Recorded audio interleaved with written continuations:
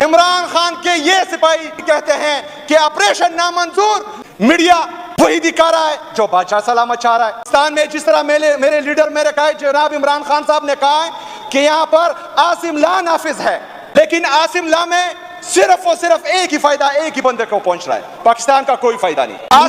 عاصم نواز زرداری گٹھ چھوڑ، ہمیں یہ سے ایسی سیاست نہیں آتی جس میں بوٹ پالش کر کے ایوان کو اور اقتدار میں آئے۔ یہ 10 سال کے لیے ایکسٹینشن لینا یہ سب ہمیں سمجھ آ رہا ہے۔ میری درخواست ہے ان لوگوں سے جو حقیقی معنوں میں پاکستان کا بھلا چاہتے ہیں، جو حقیقی معنوں میں پاکستان اور پاکستانی قوم کا درد اپنے دل میں رکھتے ہیں، وہ بیٹھے سوچے پاکستان کے اس سسٹم کو جو چل رہا ہے اس کو پڑھ کے کہ 9 اپریل 2022 سے جب ریجیم چینج آپریشن ہوا اس وقت سے لے کر آج تک جتنی بھی کارروائی پاکستان میں ہوئی ہے اس سے فائدہ کس کو ہوا ہے؟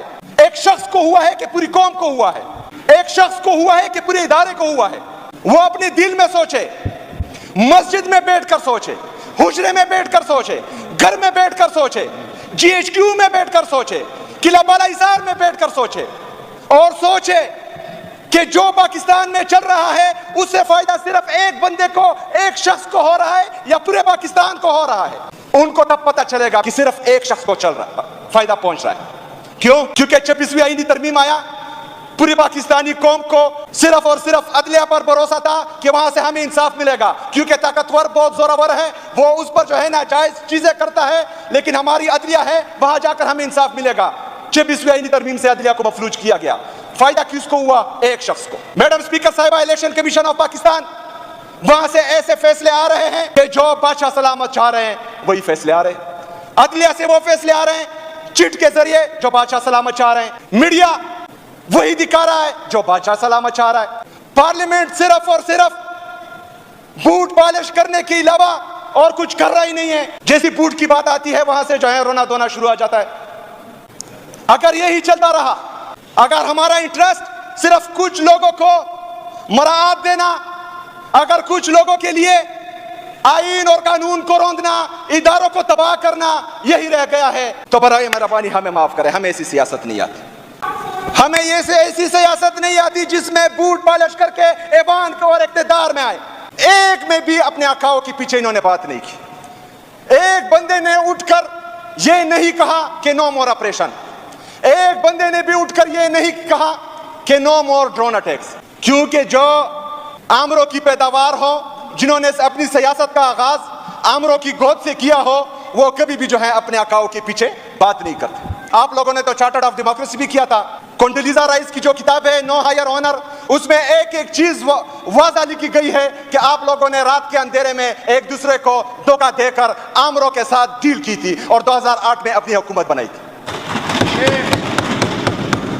سب سے زیادہ قبائلی علاقہ جات پر drone attacks, military operation in کے دور میں ہوئے ہیں، انہوں نے کروائے ہیں، ان کی اجازت سے ہوئے ہیں۔ خیبر پختونخوا کی آج کی حکومت، پاکستان تحریک انصاف کی آج کی حکومت، عمران خان کے یہ سپاہی آج بھی کہتے ہیں کہ آپریشن نامنظور، ڈرون اٹیک نامنظور، معدنیات پر قبضہ نامنظور۔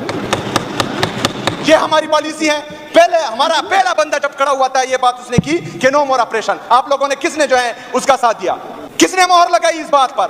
صرف اور صرف ان کو یہ آتا ہے کہ باتوں میں جو ہے وہ لوگوں کو ورغلائے، لیکن یہ 2008 نہیں ہے، یہ 1997 بھی نہیں ہے، یہ 1993 بھی نہیں ہے، یہ 2025 ہے۔ اور عمران خان نے اس قوم کو شعور دیا ہے جو اس قوم کے مفاد میں نہیں ہوگا، اس خیبر پختونخوا کا ہر بندہ اس ہر فیصلے کے خلاف کھڑا ہوگا جو ان کے حق میں نہیں ہوگا انشاءاللہ تعالی، اور ہم اپنے عوام کا ساتھ دیں گے، تم لوگوں کی طرح ڈکٹیٹروں کا ساتھ نہیں دیں گے انشاءاللہ تعالی۔ بدقسمتی سے ان کی حکومت جب بھی آتی ہے جو 17 سیٹوں سے اس ملک میں اقتدار سنبھالے، وہ کیا اپنے فیصلے کر پائیں گے؟ جو 8 فروری کو پاکستان کے 25 کروڑ عوام کے مینڈیٹ پر ڈاکہ ڈالے، وہ کبھی اپنے فیصلے کر سکتے ہیں؟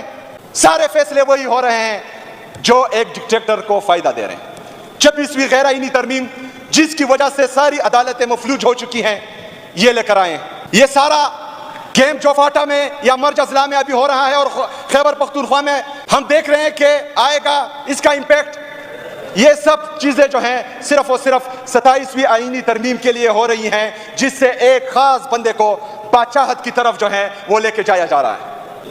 پاکستان میں جس طرح میرے لیڈر میرے قائد جناب عمران خان صاحب نے کہا ہے کہ یہاں پر عاصم لا نافذ ہے، وہ کیوں کہہ رہا ہے؟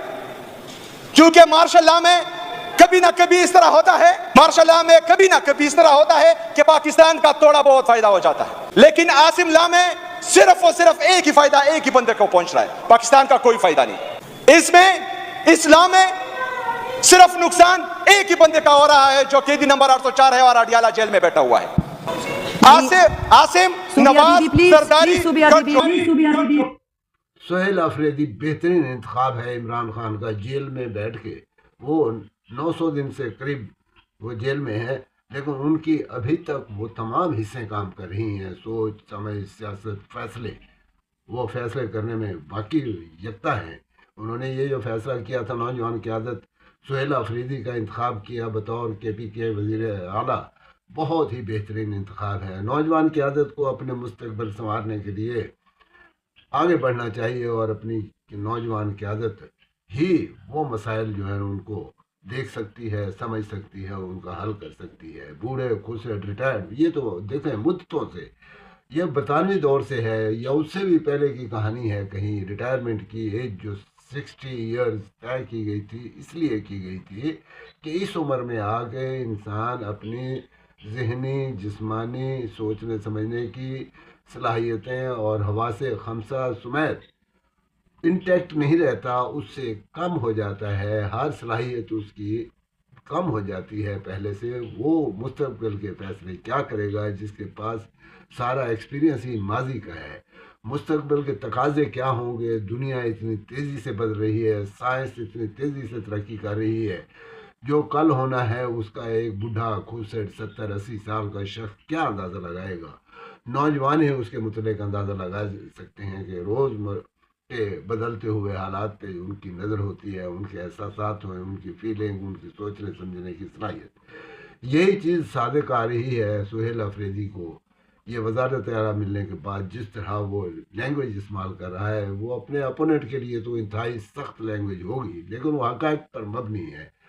وہ جو خلاصہ پیش کرتے ہیں حالات کا، وہ آن گراؤنڈ ریئلٹیز ہیں، ان کو بیان کرتا ہے۔ یہی چیزیں عمران خان کرتا تھا، جو عمران خان کی لینگویج تھی، جو عمران خان کی ڈائریکشن تھی، جو عمران خان کی سوچ تھی، بالکل اسی ڈائریکشن اسی سوچ پر سہیل آفریدی کام کر رہے ہیں۔ وہ شدید لینگویج استعمال کرتے ہیں، اس لیے وہ شدید نظر آتی ہے کہ وہ حقائق بیان کرتے ہیں، وہ آپریشن نامنظور کی بات کرتے ہیں، ڈرون اٹیک نامنظور کی بات کرتے ہیں۔ یہی بات عمران خان نے بھی کہا تھا۔ ایبسلیوٹلی ناٹ کا جو نعرہ عمران خان کا مشہور ہوا تھا، وہ اسی حوالے سے ہوا تھا، اسی تناظر میں انہوں نے یہ بات کی تھی ایبسلیوٹلی ناٹ، کہ اگر امریکہ ہمارے سرزمین استعمال کرتے ہوئے ہوائی جہازوں کے اڈے استعمال کرے، وہ چاہے ڈرون اٹیک کے لیے اسٹیشن استعمال کرے، اس سلسلے میں جب صحافیوں نے سوال کیا تو انہوں نے کہا ایبسلیوٹلی ناٹ، میرے ہوتے یہ نہیں ہوگا، ہم اپنی سرزمین کسی کے خلاف جہریت